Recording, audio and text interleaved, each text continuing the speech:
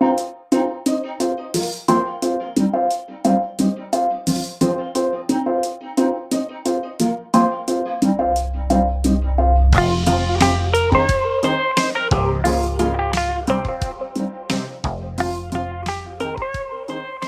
and welcome to our kitchen table once again.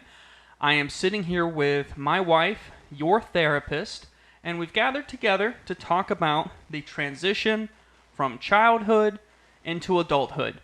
Today we're joined by my mother. Yay! Welcome. Hello. My mom is up visiting for the week, and we thought that this was a great topic to cover with her because you were very intentional about the transition for your children from being children to adults, and the way that you raised us or parented us changed significantly to reflect that transition. Mm-hmm. So we're glad to have you here with us today. And as always, my name is Price, and I married your therapist. I'm Ash, and I'm your therapist. Please keep in mind that even though this is a podcast about mental health and therapy, it's not the same thing as or a replacement for therapy. Also joined by Alice the cat, who just ran away. As always. As always. So, Mom, what should the listeners call you? Well, I'll let you do your thing, Ashley. I was just about to say, when I was introduced to Price's mom, I was told that I could call her Lolly, and since it was Price telling me, I did not believe that that was going to be okay.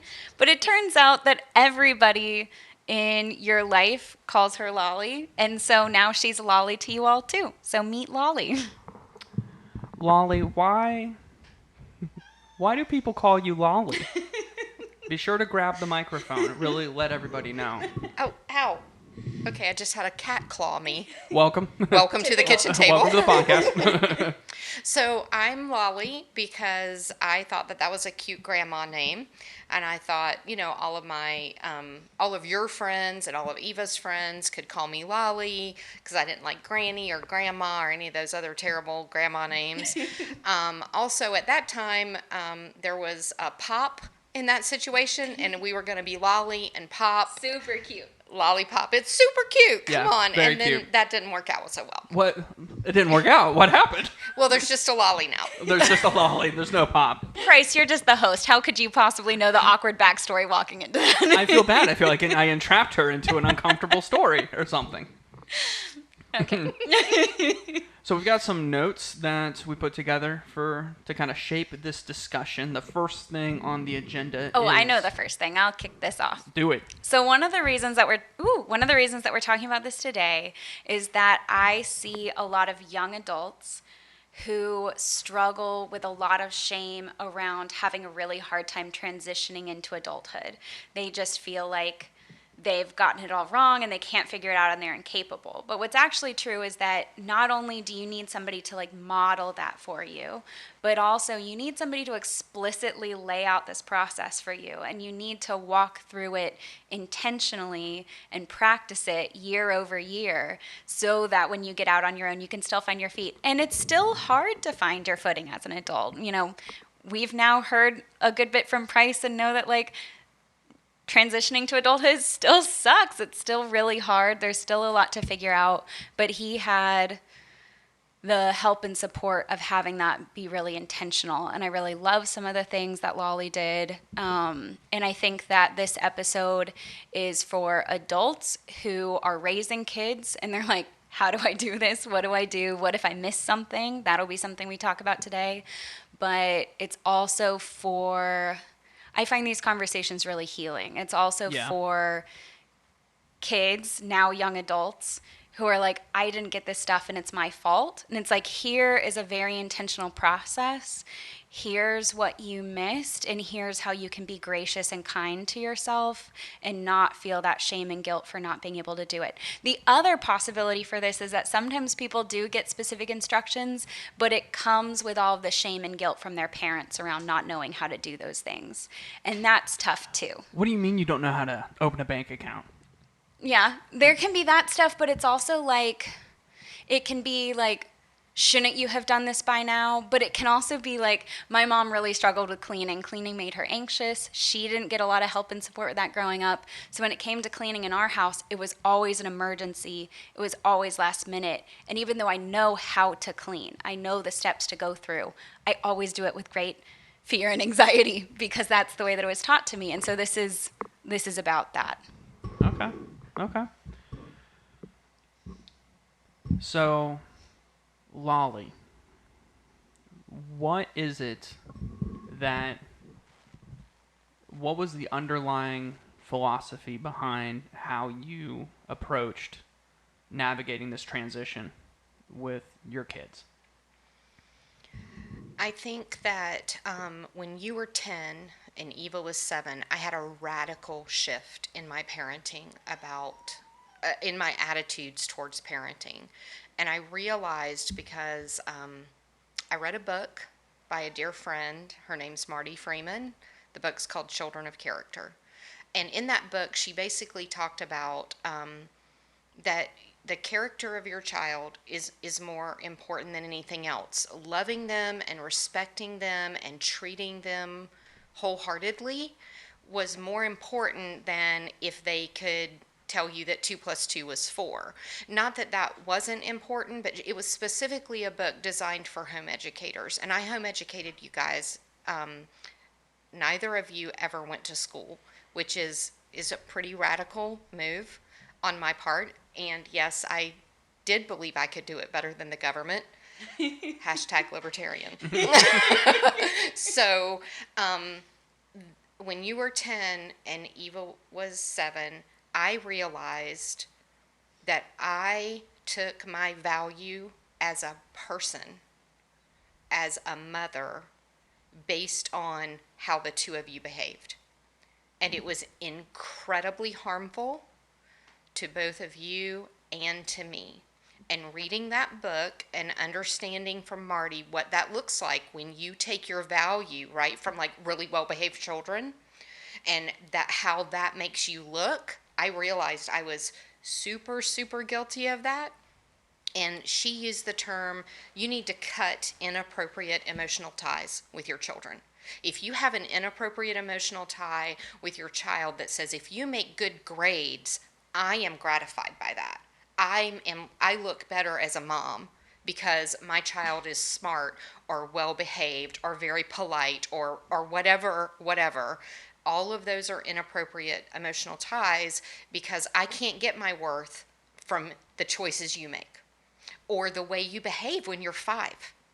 And I was doing that actively, and it was going to get worse. The path I was on was not good. Imagine getting your self-worth from somebody who still craps their pants sometimes.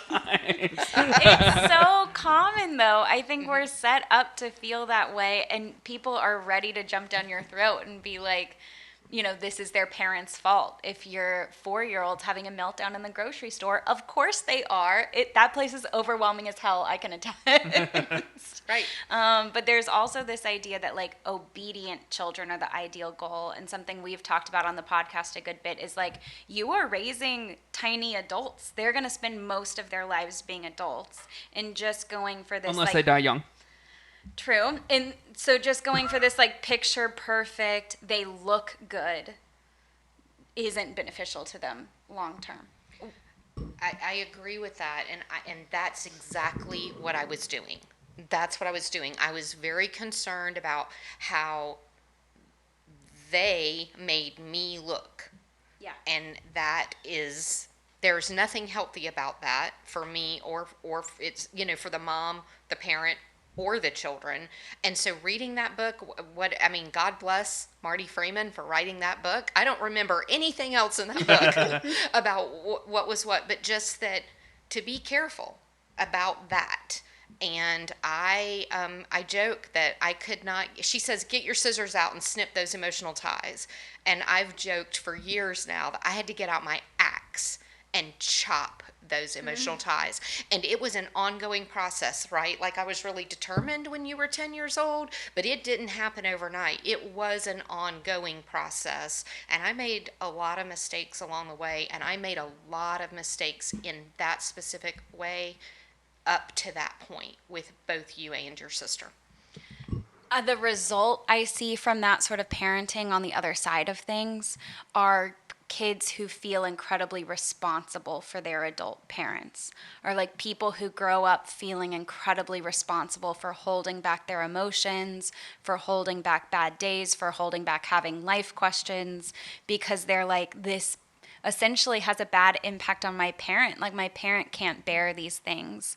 And the outcome of that are these kids who feel like so responsible for everybody around them and never check in with themselves. Like, can't do that for themselves. Right. That was going to be my question to you. No, like, what is the impact that you see when somebody doesn't make this conscious decision that Lolly's made of, getting the axe out and severing these ties? Like, how does that impact us if we're adults with parents who, like, never quite did that, Yeah. I think of friends and people that I know who are incredibly, feel incredibly obligated to their parents to get their life right so that their parents are happy with them. So, like, I've got to do well in my job, and I've got in the same way that I had to do well at school. Like, I've got to do well because my parents are going to brag about me to their friends, and their self-worth and their identity and their success as a parent is validated by my material success in whatever it is that I'm doing. And that can lead people to, like, try to fake it a lot to make things look like they're better than they really are, and that can cause a great deal of turmoil. And I think that it can, or if you don't feel like you're living up to that, you can feel like a failure. Yeah, I'm thinking, when I was talking earlier, I'm thinking of like just emotional regulation and not being able to handle your own emotions because nobody else has been able to be present for your emotions. Mom or dad feels like your emotions are about them and a reflection of them and their ability to parent. And that means that they can't bear your quote unquote like negative emotions. Right. But the other thing that it can lead to is totally like perfectionism, feeling like what you do is never enough because you're a kid during this period of time. Right. You're not doing things perfectly. You're not doing things like an adult would do them, like your adult parent might expect you to do them. And yeah, that leads to a whole host of trying to like prove yourself all the time. And that's exhausting. And when I'm in session with these clients, I see them need to like step off camera to self-regulate or go or really? not be able to be upset in session and then afterwards let me know that they were very upset or whatever. And none of that certainly hurts my feelings. That's all okay. But I know that that stems from you weren't allowed to have co-regulation, and we desperately need co-regulation. I'm curious, Lolly, how does this play into, or how does respect play into this? I know that's something we talked about. So, coming from the home educating community, parents are really invested in their children, and maybe that's good, and maybe it's not, depending on the situation. Yeah. And so I would say that my attitude was deeply formed by something that I don't even remember where I heard it or where I saw it. But somebody said to me, or I read a long time ago, you should talk to your children the way you would talk to your best friend. And if you would not be snide or condescending or condemning or exasperated with your best friend, who's a peer, right? That's a peer relationship, then you shouldn't be talking to your child that way. And I certainly did not always succeed at that, as Price well knows, but that really did form a basis of my thoughts about my children as they were growing older. And so I and my ex-husband, we worked very hard to shelter and protect our children. Wait, ex-husband? That is correct. Surprise. I was wondering where Dad was. So, and I do want to be very respectful of him because we were doing this together as parents. Yeah. This was not just me.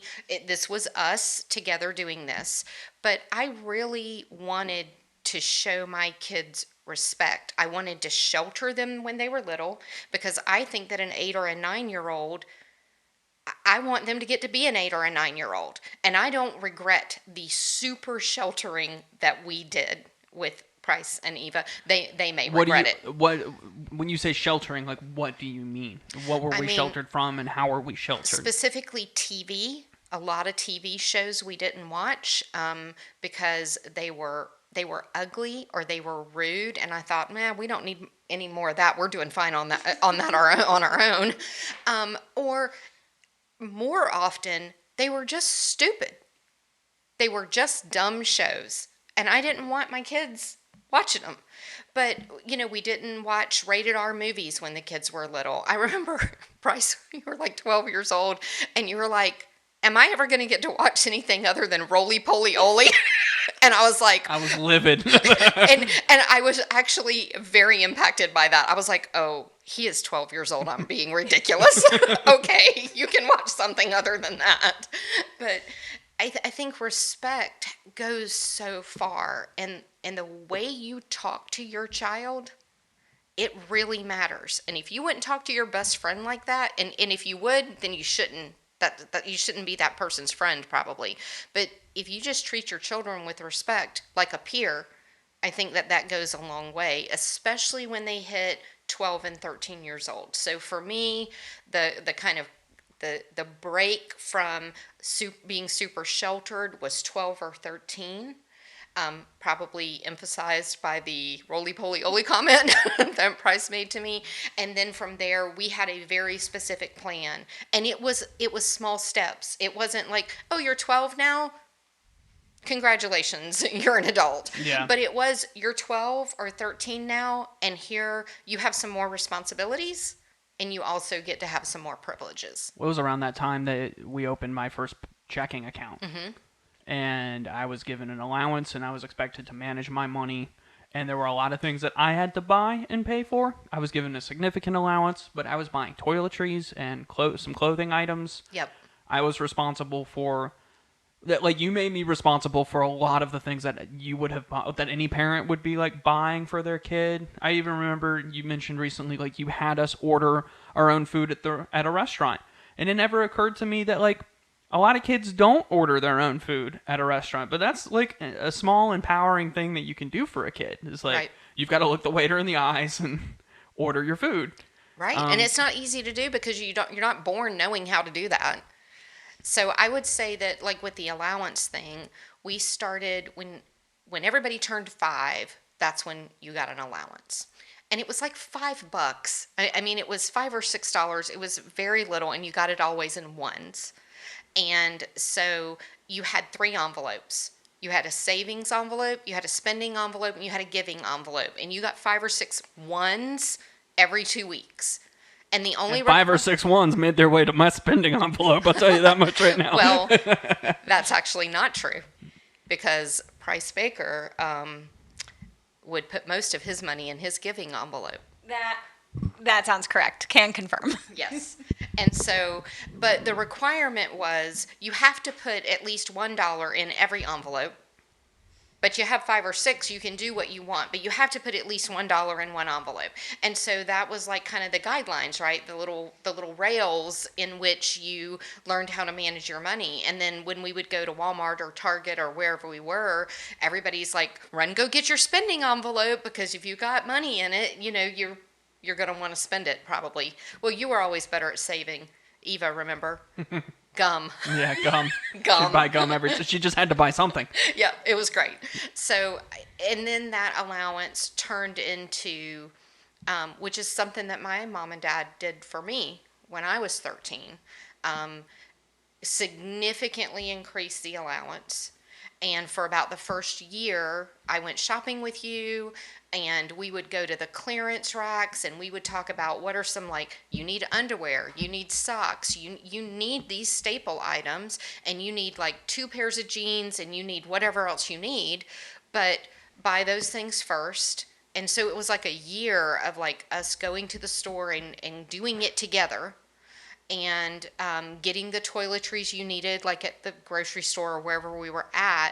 And then after a year or a year and a half of us really monitoring your spending pretty carefully, then we turned you loose. You get the allowance every 2 weeks into your account, and if you spend it on going to the movies, And you need socks? My guy. I hope you liked the movie. yeah, enjoy. Transformers was a great film. Or, get out there and you're working or you're mowing yards, and you're going to have to use that money to buy your socks, because we've given you the money for those things. And so it was a gradual thing. And Well, it was a safe place. If you're 15 years old and you overspend and you don't have socks, okay, Yeah. No, it created a soft landing pad, because I think of a lot of 18, 19, 20-year-olds write their first check that bounces for rent, and they're like gonna get evicted, because that's how we treat 18, 19, 20-year-olds when they're renting for the first time, or at least that's how I've been treated. The first check that I ever wrote that bounced, I was 13 at Sam's Club trying to buy MechWarrior 4 for PC, and my check bounced, and they're like, "Sorry, you can't." But like, it was a soft land. Like, I had that experience in a place that like didn't have any more significant consequences, because you helped me figure out a lot of this early on, and because of that, I wasn't aware that there were kids who were graduated high school and never bought their own clothes. That's a pretty normal thing. or had their own bank account at all, didn't know how to write a check, didn't know how to use a debit card, didn't know how to go online and check their balance. And it's different to bounce a check like that versus bouncing a rent check, when it literally means that if you don't know how to manage your money, you might not have enough food to eat until you get paid next time. And going from living with caretakers to being on your own is hard enough. But you've thrown all of this on as well. Now I'm responsible for all of this. But conversely, if you're now living on your own and your parents are still doing all of this for you, the best word I'm thinking of, and this is kind of like how I would feel, is it's very emasculating. Or what's a better word, Ash, for this? Like infantilizing? Yeah, it's like you're not, like, you're old enough to be out on your own going to college or have a full-time job, but you're not old enough to actually take care of yourself. And it ain't got to be like that, Yeah, regardless, these have got to be like slow, conscientious, intentional steps, and just being thrust out into the world where suddenly having to deal with this. Of course, you're going to immediately feel like I'm a worthless adult. Like, I can't do this grown up thing. I'm just bad Right. at it. But like, no, this is happening slowly and intentionally over time. I want to move on to the next bit, which I think is talking about specifically the environment that was created through home educating. The first thing I want to say, because I think that you'll agree with this, Lolly, I love the don't talk to your kids like in a way that you wouldn't talk to a friend, like in a way that you wouldn't talk to a peer. We were talking with Courtney a couple episodes ago about co-regulating with your kids. And it's like, as adults, we allow ourselves co-regulation. Like when we have a bad day, we come home and we tell our partner, or we call up a friend, or we get to talk about it and say something. That's co-regulating. But we often don't allow kids to do that and talk that through. And I think this is a similar sort of concept of like, you don't have to talk disrespectfully to your kids. You don't have to talk to them in the way you wouldn't. An adult would snap back at you if you were to talk to them that way. They would know that they don't deserve to be treated that way. What I want to make sure we're also saying clearly, though, is this is not the same thing as treating your children like they are your best friend and confiding in them and giving them adult level emotional responsibilities. That's not fair. And I think that you would agree that this is a different thing. No, I totally agree. It was never my goal to be my children's friend. What? And I will say that having that attitude and then understanding that I had 18-ish years and I'm done. I'm done parenting. And so then that's also a respect issue. Like, I had my chance, and now it is time for me to butt out, unless I am paying your bills, right? And so my adult children are paying their own bills, and I have exactly zero opinions about any of it unless they ask. And if you tried to be your kid's best friend when they were 8 and you overconfided and you traumatized your child by doing all of that, chances are you might not be good friends with them now. And that has paid off. That shift when you were 10 has paid off now, because you and Ash and Eva and her husband are my best friends. You're all my best friends. And Cringe. yep. But now that's like age appropriate. Now it's a different sort of relationship, and it's been earned. There's like mutual respect and trust that was built over. Well, you're not still 18 trying years to of childhood. mom me. You're not still trying to be my mother. You're trying to be a friend to us now. Right. And I mean, I am your mom, but I also really make a strong effort, and have for a long time now, not to shove my opinions down your throat, not to give you my opinion when you don't ask for it. And so consequently, I think because everybody feels respected, I do get asked for my opinion. Yeah, so to say your opinion's valued, right? Because you're not throwing it in our face all the time. So it's like, Exactly. oh, I wonder what mom thinks about this. Let me ask. And even if you don't do what my suggestion is, which happens astonishingly a lot, y'all, I don't have a problem with that. It's none of my business. You're living your life. You're paying your bills. I've got nothing else to say about it. I did want to just say one more thing about the money, like teaching how to handle money. I think that's an imperative for any adult. And so I don't think children are born knowing how to do that. And one of the other ways that, well, it kind of got two birds with one stone was you would cook once a week for the family. Do you remember doing that? Oh, yeah. Okay, Loved and it. you were responsible for like coming up with the grocery list of what you needed. No, you didn't pay for the groceries. Like I would put that on my list, but you were responsible for giving me the list of what you needed. And we got you that little cookbook. Remember, it was like Pillsbury cookbook, so like everything like had crescent rolls, or it started with It's Pillsbury amazing biscuit. the amount of shit you can make with crescent rolls. Right. y'all. But it was so much fun because it was easy. They were easy recipes. They always turned out good. You had to plan and go, the ingredients, and you cooked once a week. And that was super nice for me not to have to cook that night, but it was even better for you to cook every week. And we made it fun. It wasn't a chore. It was something that I had complete control over. I decided what we were eating. That was fun. I like to cook. I cook every meal now. Maybe because of that. I don't know. And then the family went out of their way to praise the cook. I felt very satisfied that everybody was appreciative and liked it. And then I didn't have to do the dishes that night That's because right. I cooked dinner. That's right. Awesome. Oh, and back to the regulation thing. I don't know that I fully understand what that means because I'm not a clinical therapist, but we have a specific term in our family, which for what I think it is. Do you remember? Are you talking? I'm thinking of splat. Yes.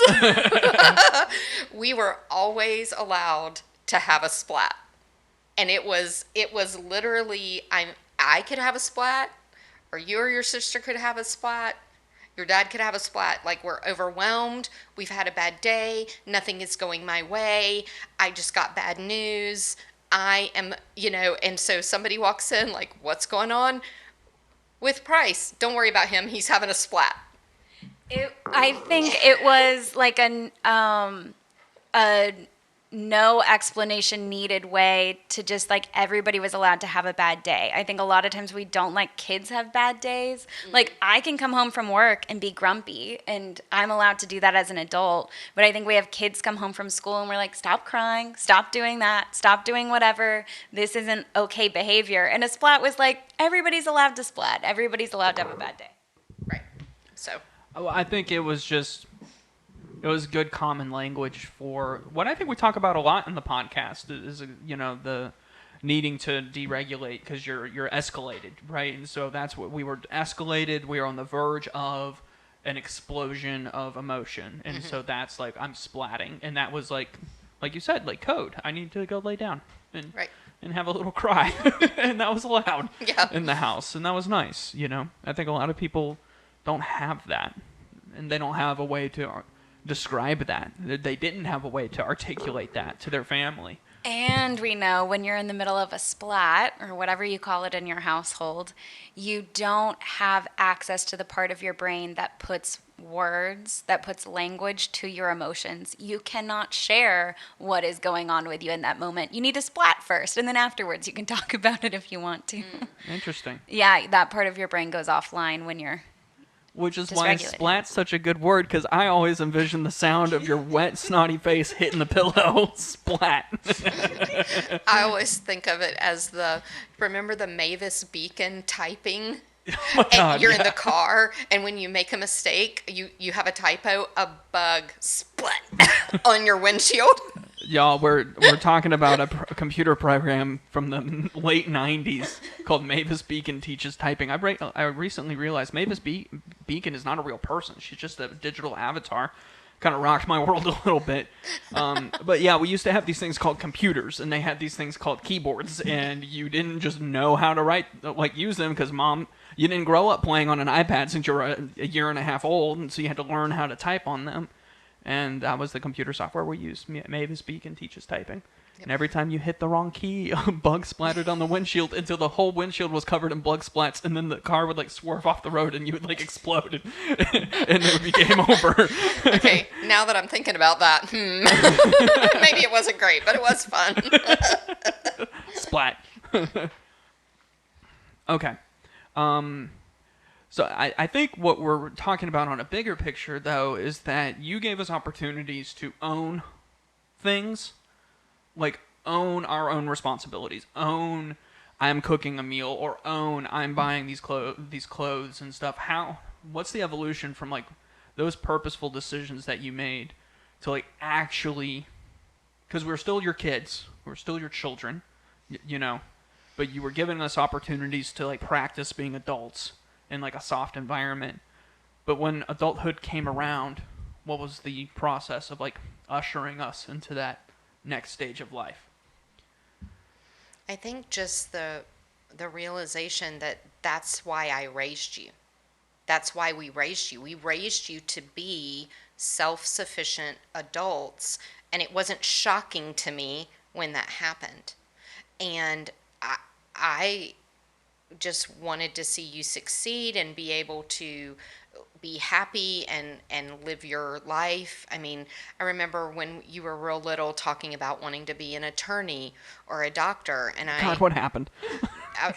you made a different choice because we talked about how many hours those guys work every week, and you said, that's not what I want my life to be. I don't want my life to be like that. I don't want to work 80 hours a week just so I can be super wealthy, although I'm not sure that they're all as wealthy as maybe they would like to be considering their student loan debt. But right.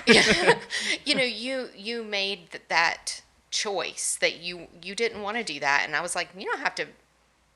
I don't care what you do. You were like, if you're a garbage man, just be the best garbage man. Be the best you can be. Yeah. Enjoy your life. Live it. And I didn't want to still be parenting you. I don't want to parent adults. That's a failure on my part if I have to parent you. And so, I mean, early on, some of the other things that we did, specifically the money stuff, but teaching you how to communicate well, because I thought that adults outside of academics needed to know how to handle their money, and they needed to know how to communicate well. And so even little things like you mentioned earlier, learning how to order off of a menu and communicate that to wait staff. That's really important, and most people can't do that. Making phone calls. That is not easy to do when you've never picked up the phone and had to have a phone conversation. Hello, trouble. And even making phone calls to schedule your appointments, like doctor appointments. And then I was thinking about it earlier today. Do you remember how you went to your pediatrician till you were 21? Yeah. Okay, so this is a beautiful example of you taking charge of your own health, which I see you doing now, and I believe it's formed there, right? So we went to the pediatrician until you were 17, going on 18 years old, and we were like, hey, You're eligible. For anybody like chuckling as they listen to this, like, fuck you. You're allowed to go to your pediatrician until you're like in your mid-20s. 21 or 22, Dr. Early Spearman 20s. said to like, really, you're a pediatric patient until then because of how your brain develops. And so I was Especially like, my brain. well, and I was like, Price, what do you want to do? And you're like, I'm going to keep going to see him. And so you would drive up there. You'd make your own appointments. You'd drive up there. You'd walk into where the toys were in the waiting room. I had myself a time. He Blocks, was trains. so delighted with you. He was so happy to see you. Not that I don't think you went very often, but you went at least once a year for those years when you were, really an adult. And you took charge with your health care there with a doctor you had known since you were a baby. And what a great and easy transition into later having to find a new doctor and knowing what kind of a doctor you wanted to have and what kind of health care do you need to get. I think that was set up from, when you were 16 or 17, I wasn't going to the doctor with you. I do remember I was in my late teens. I had driven up, up to see Dr. Spears, and it was for the where you get your testicles cupped and cough. You have to cough. I remember this time because we were teens and we were texting at the time. We were I remember friends. that doctor's appointment. Dr. Spears was like, okay, take your pants off. So I dropped trow, and he grabbed them. And I remember he's looking at me dead in my eyes, and he throws my pants like over his shoulder, like he's being like romantic. It's a joke. He's joking. We had a good relationship. He wasn't being inappropriate with me, or I didn't feel like he was. And I remember that it would have been like really funny, except my wallet flew out of my pocket and hit the wall like a gunshot. And somebody was like, "Are you okay? What's going on there?" Okay, so ignore everything I just said. I think I just shared a little childhood trauma with you guys. You okay, Bryce? Yeah, We can talk about that a different time. Yeah. But I do think even Ashlyn and I were talking earlier about how one thing that I despise about education, traditional education, is doing things for the sake of doing them. Number one on my list, diagramming sentences. We never did it because I figured if you wanted to be an English major or an author and you needed that information, you could find that information on your own, because one thing you did learn was how to research and how to get information. You could teach yourself anything. And so I didn't try to teach you everything, and you learned all of those things on your own as an adult, just like we do, right? If you need to know how to do something now, you go to YouTube or you go to Google and you find out how to do it. So So there was an agenda, and then Price joined, and we have now been off book since then. We had a plan. We're not on that plan anymore. But where we were going to start is with something about being home educated, and something that you said, Lolly, that you never worried about, that, lots of, I think, parents are worrying about is, what if I don't teach them everything? What if I miss something? And you got to have this mindset of like, of course I'm going to miss things. But you had the concept of how you were going to teach them despite that. And the other thing that we'll cover after this is chores, because I think that was an important part. And other than maybe cooking, I don't think we've touched on that. Mm-hmm. Yep, I do think that it's just, you can't possibly teach somebody everything that they need to know. And I have had many discussions over the years with home educating parents who are really worried about that, or people whose children are in traditional schools or Montessori schools. Like, I'm really worried that my child's not going to know everything. Well, of course they're not. No, there's no way you can possibly teach them anything. But I did figure that knowing how to balance a checkbook and how to manage your health care was probably more important than diagramming a sentence, in my estimation. And so that's how we handle it. Just based on the number of times I have had to schedule appointments as an adult versus the number of times I've been forced to diagram a sentence, I think that was a pretty accurate diagram like guess. 0 sentences. Like 0 in my day-to-day. sentences. In fact, I never learned how to do that, so I don't think I could if I wanted to. When your boss comes up to you and is like, I'm going to need you to diagram need you these to sentences. You'll be like, Mom, you never taught me how God to damn it, the one thing I needed to know. Yeah.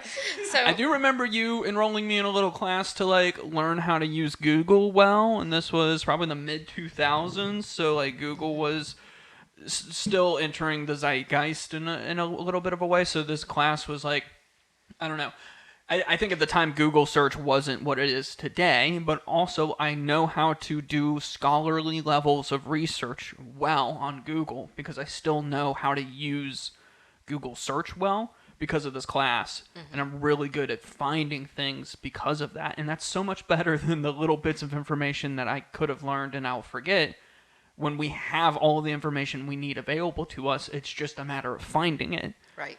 So teach me how to find the information, you know? Well, what I love is that the world was drastically changing for millennials growing up. Like we were going from a pre-handheld technology to like technology is absolutely everywhere. You can't go anywhere without an app.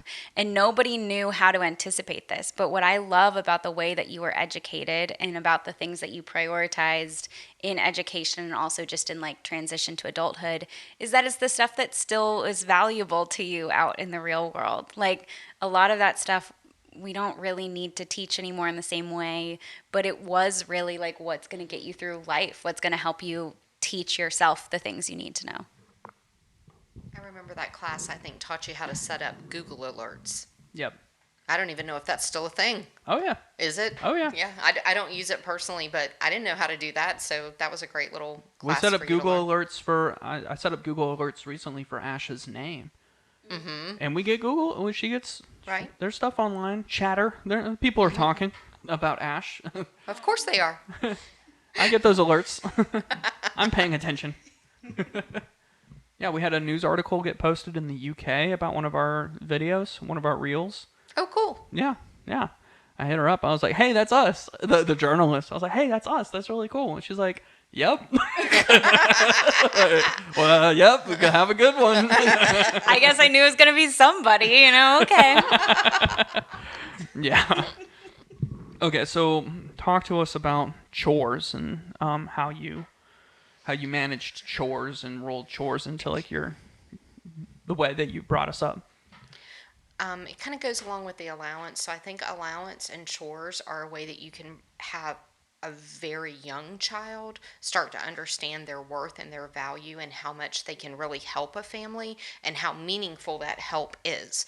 So about 5 years old, we started having you do little chores, and it might be gathering the silverware off the table and putting it into the dishwasher because You're really out here. You're going to tell these people. You're going to tell our listeners these chores were little. I was the glue that held this fucking family together every day. I was out here on the front lines, in the trenches, doing the work, getting up to my elbows dirty, elbow grease, something more stuff about elbows. I was out here making it happen.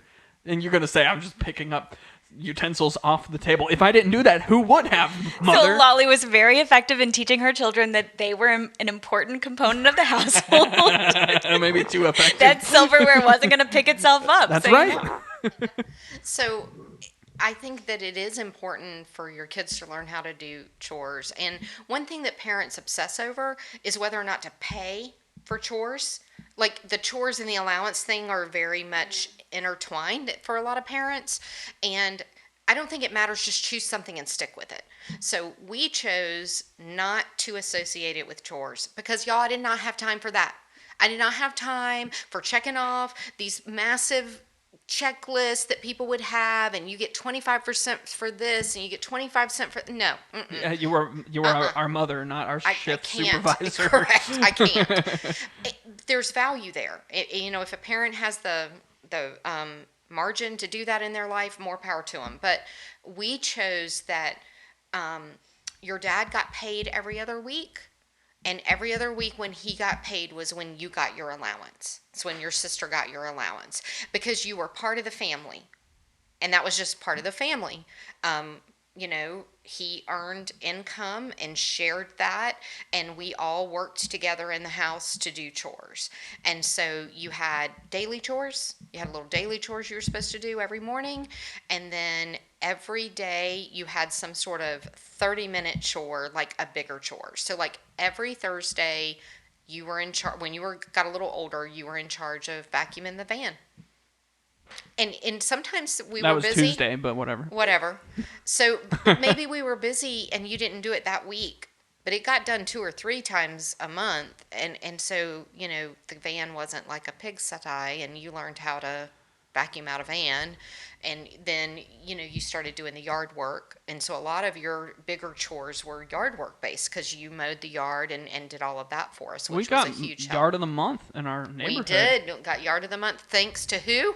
The glue of the family. Correct. Holding it together. That's right. You Yeah. know, we're also thankful for you. Yeah, yeah.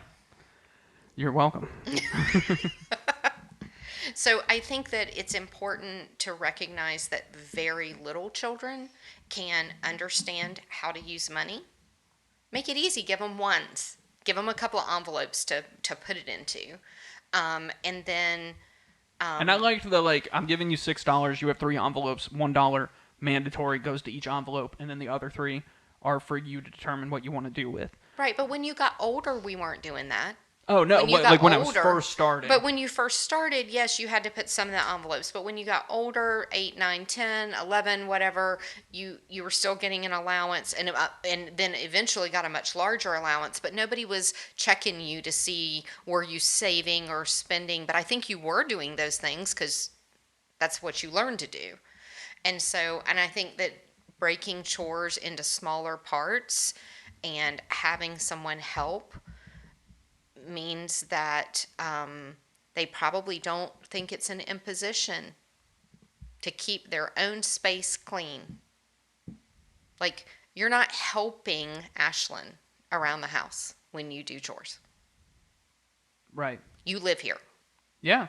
And so as a child can learn that very early on, that nobody's there to completely serve them. You deserve to live in a clean space just on merit of you lived there, Yeah. not because mom told you to clean your room. Right. Yeah, it's not an imposition on you as a person. Like, this is this extra thing we make you do. It's Yeah. like, you're a human. You create a mess everywhere you go. Like, chores are created by your existence, and they're just something that you do to be a part of the household. And it can be good and fulfilling to get to live in a clean space, and you can contribute to that happening. And it's not horrible. It's not a horrible thing. We're living our life. Chores are a part of life. Getting an allowance is a part of life. Calling and making phone calls, calling and making appointments, that's a part of life. Like, you're gradually learning how to do that. And I see a lot of young people that don't know how to do those things because they were never given the opportunity to do them. Yeah. And that's a shame. We've got about 15 minutes, give or take. There are 2 questions on my notebook here, or in my notes here, that I think are really great. What do you have to say, Lolly, to parents who want to implement these sort of ideas? And what do you have to say to young adults, or even to just adults who didn't get this, weren't treated like this by their parents? And I think that you have a unique perspective that Ash and I do not have, which is that you know a lot of parents of adults, and we're at that stage of life where we know parents, but their children are young, or the parents we know with adult children are our peers' parents, So we're talking people in their late 20s and early 30s. So I don't know a lot of parents of 18-year-olds, Right. But you do. I would say if you want to implement doing this for a young child, then just do it. Start with allowance and chores. And easy little chores. And in the beginning, when they're 5, you do it with them. You do it with them for a really long time until they learn to do it on their own. Yeah. And it's fun, and it's something you do together, and it's not like, oh, it's time for chores. But hey, it's time for chores. Let's go do it together. So I would say that, and what I've mentioned about the envelope system, giving them ones for allowance. I would say, though, if you have an older child, 10, 11, 12, 13, 14, 15, and you're like, oh, crap, I'm not doing this, and I need to do some of these things, you better go easy.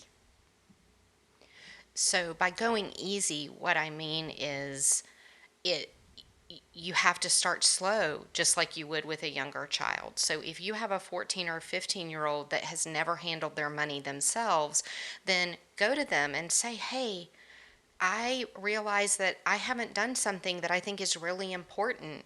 And I wasn't taught when I was younger how to manage money. And I really want to help you learn how to manage your money well. And these are some of the ideas I have, and I want to talk with you about it and see what are some ideas that you have where you can start gaining some independence and start making some of your own decisions with your money, and then work with that child to help them come up with a plan of how you're going to implement. So maybe you do start giving them more money for an allowance to buy their clothes, and you help teach them how to shop the clearance, and you monitor that in the beginning, but maybe only for 6 months. And if they do a really good job and they're making decisions, then you step back a little bit more and only monitor occasionally. Right. And so you just do it a little bit at a time, and you have to get their input because people don't like change, and teens don't like change, and And there's already so much change if you're a teen. Oh my God, that's a tough time. so I think that you just have to go slow, and they have to be a part of that process and a part of the plan and the implementation of it, because treating them with respect is paramount. That advice makes me so like almost emotional to hear. It makes me feel really relieved to hear that. I think it's such good input. I think there's such an onslaught of advice all of the time for parents, and I think parents can carry a lot of anxiety around, am I making the right decisions and am I doing the right thing? And I think sometimes we handle that by just like handing it off to the kids. Like, oh, you were supposed to be doing all those things. Well, you better figure it out. Here's your money. I hope you remember to buy socks. And it's like, that is too much. There's already too much change going on. And again, you don't have to instill fear and anxiety along with the adult skills. It's not, these skills are punishment to you for not having done them before. It's, these skills are going to give you a life. These skills are going to allow you to be Yes. an adult who feels successful and competent. And we're going to do it slowly together, and we'll figure it out together, and have that grace with yourself and have that grace with your kiddo who doesn't know, and it's not their fault that they don't know. Right. Yeah, I just love that. So the next part of the question is about kids. I think a lot of our listeners are probably young adults, more likely recently out of school, that sort of thing, and maybe they didn't get this sort of advice. So, if you're a young adult and you're on your own or mostly on your own, and you don't really know how to budget, or you're not sure how to keep your space clean, you don't communicate well, you don't feel good about making phone calls to doctors or whatever, I would say the first thing is to get your finances in order. And if you truly have no experience with it, my recommendation is that you take your paycheck and you go cash it and get the money, and get the money in fives and tens and ones, and take actual envelopes like you would mail a letter in, and write on the envelope, this is money for my car payment, this is money for my rent, this is money for gas. I mean the absolute basics that you have to buy, and put money into those envelopes and start using cash. It's going to be a pain to do because we're mainly a cashless society. And I know that you may have to leave some money in your account to be able to use a debit card, because some places don't take cash any longer. Which But is fucked up, but that's another. it's really another weird, conversation. but I'm seeing it more and more Yep. where I'm from, that they don't take cash at all. There's a building outside or close to where I work in downtown. It's like, now cashless. We're now cashless, and right Yeah. underneath it says "fuck homeless people." It doesn't say that, but it might as well. Right. So I would say moving to a cash-based system as much as possible, where you're able to do that, will help you see the money come and go. Putting the $20 down, using cash for groceries and not just swiping a card. There is something that happens, I believe, mentally. I think that is a trigger point for you to understand how much money you're really spending. And so any person starting out with budgeting, I would say use cash and use Man, an if you envelope walk system. into the grocery store with $50 Yep. or a debit card with $50 in the account, those are two very different experiences when you have to hand the $50 over to pay for your food or pay for your bill or whatever. And if you're Instagram shopping, you're looking at ads, and you look at your actual cash in your spending envelope, that's a very different paradigm. So if you're having Yes. trouble like controlling your spending, this is like let's go back to basics. Right. This is And this is what I did for many years because, y'all, I was born before Al Gore invented the internet.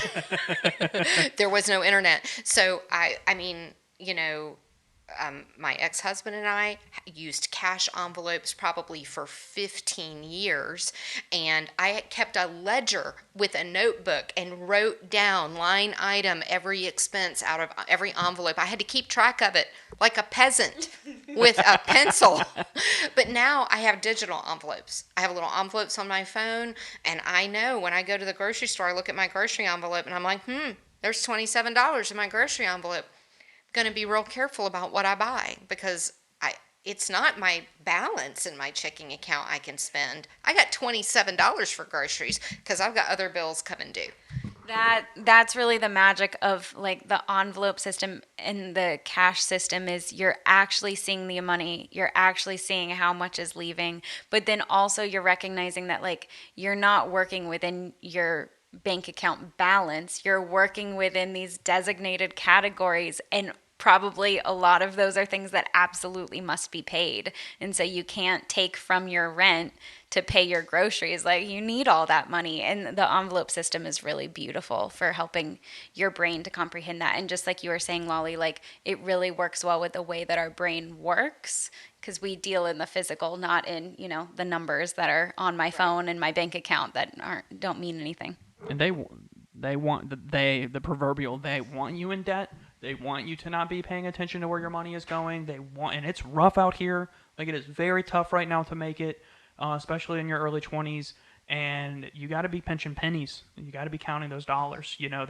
They are relying on you and counting on you, not paying any attention to like what's actually in your account and borrowing this money via credit cards or personal loans. Because that shit's expensive in the long run, and they make a lot of money from you doing that. Yeah, it's not nice to you that Amazon offers like payment plans. It's not nice to you that these stores offer like buy now options instead of viewing your cart. Like it's not for your help and convenience. It's so that you don't think it's so easy. You can click it in a second. It's so easy that you don't have to do the math. You're not seeing Instant how gratification. much money $50 in your hand is. Yeah, absolutely. And if we have $100 or we have $100 coming, you can spend that money like 3 times over, right? All your plans about what you're going to do with your extra $100. Oh, because then, actually, I've spent $300 because I wasn't keeping track of what I actually bought. You can't do that when you're using cash. So I think that that's a good place to start. As far as chores, you can Google that.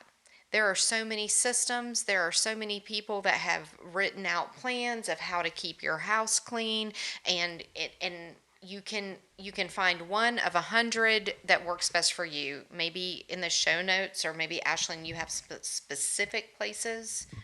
No, that is, I think that what you did really well with the kids is having a system of like, here's how to implement regular cleaning into like a daily task so that it's not you do everything all at once, but you break things down. Different tasks are separate. They're broken down by how often they need to be done. But what I'll recommend to folks who maybe didn't have the advantage of that, you can look up a plan like that for sure. Lots of places to get it.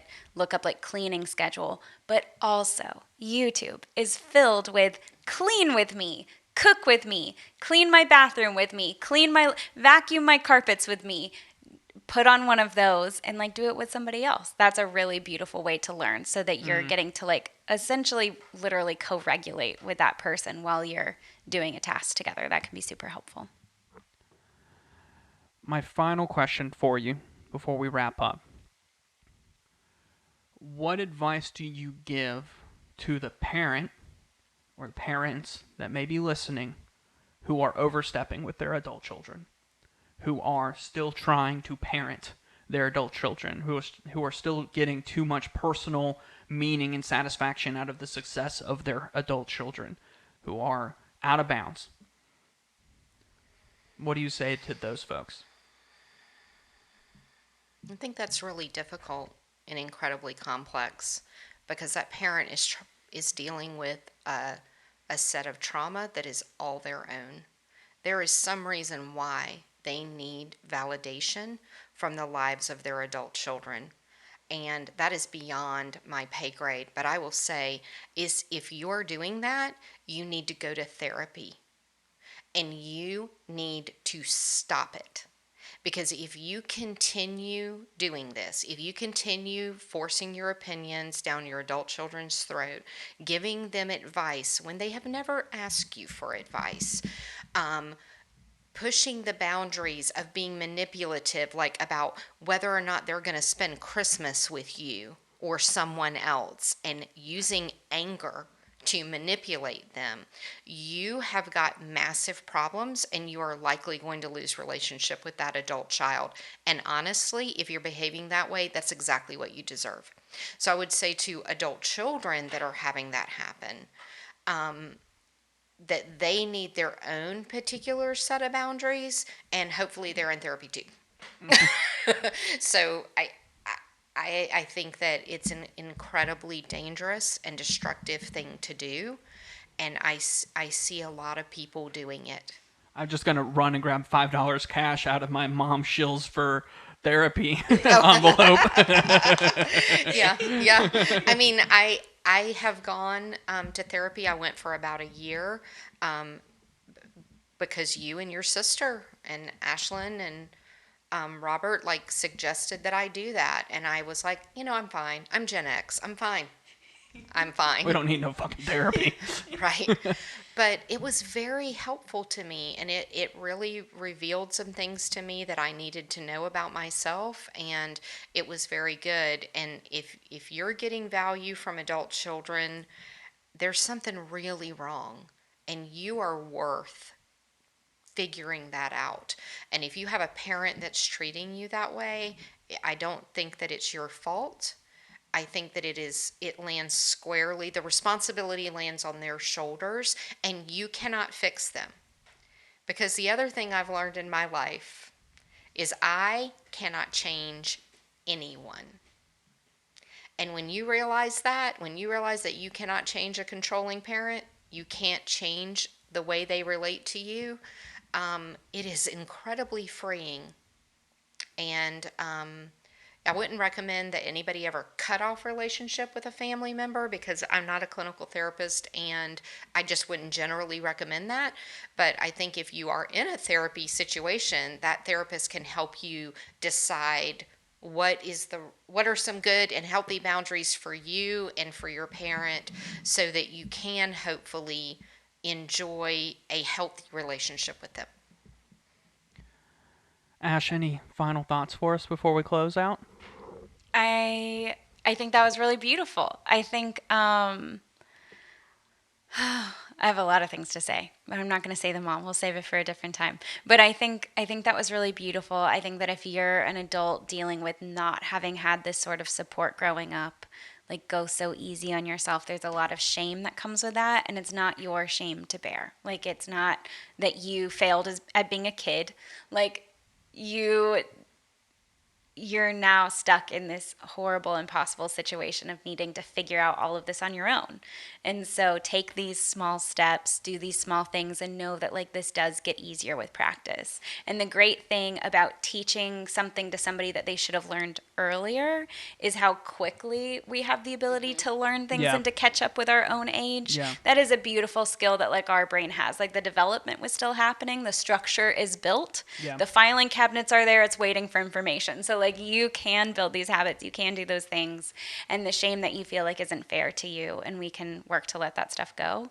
I love the advice to to parents who are still overstepping and doing that with their kids, and also acknowledging like how difficult that is and how much that does come from a place of trauma and how cyclical that is. Because the tough thing is you notice your kids pulling away, as they should. They're adults. They're not children anymore, and you're still treating them like that. But that is going to create a lot of anxiety in you to validate your connection by continuing to overstep and hang on more tightly. And that is going to result in more pushing away, more needing to get validation, and that doesn't end well. That does end with a situation that me, a clinical therapist, is like, okay, do we need to cut ties here? And nobody wants that. Yeah. People don't come to therapy like, I can't wait to stop talking to my mom. Nobody wants that. So I love that we can take baby steps. We can try out boundaries. We can try out, asking for space and doing that, and hoping for a parent who also wants to be in a good relationship and wants to be able to follow through on those things. But be so kind to yourselves. I'm so thankful for this time. Yeah. Well, if you've stuck with us for this long, I would just ask, as I've been asking lately, that you share the podcast. That's how we're growing. So if you have someone in your life that you think could benefit from stuff that Lolly's saying, stuff that we're saying, feel free to send this over. And if you've been sent this episode by your adult child, you might want to ease off the gas pedal a little bit, my friend. They might be communicating something very clear to you. Take the axe and chop it off. You'll feel better. I promise. You really will. Well, Lolly, thank you for your time. Ash, as always, thank you for your time. Price, thank you for your time. And we will see y'all next time on I Married Your Therapist. Okay, now we gotta go to Patty and Jimmy's and get ice cream. Peach ice cream. Yay! The neighbors made us homemade peach ice cream. With fresh peaches. My favorite. I'm so excited. Let's go. Let's go.